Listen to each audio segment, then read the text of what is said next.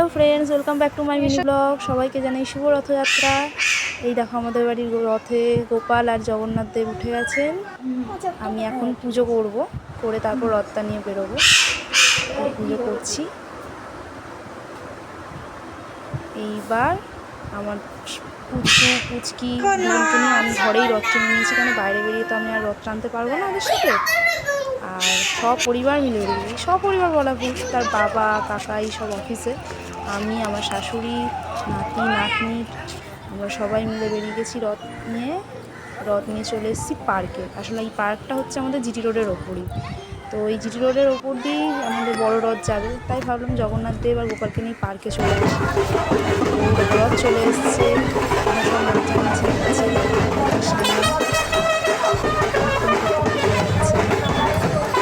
প্রচুর ভিড় হয়েছে। আমি কাছে গিয়ে ভিডিওটা করতে পারিনি, বুঝতে পারছি।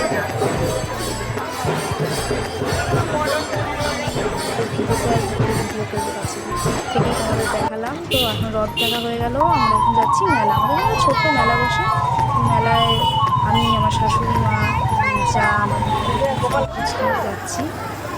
ঠাকুমার হাত ধরে দুই নাতি যাচ্ছে, যত আবদার ঠাকুমার কাছে। অলরেডি আমার মেয়ে চলে গেছে তার ঠাকুমাকে নিয়ে একটা খেলনার দোকানে, তার কাছে আবদার করছে। তো আমার ভিডিও আছে এইটুকুই। সবাইকে টাটা।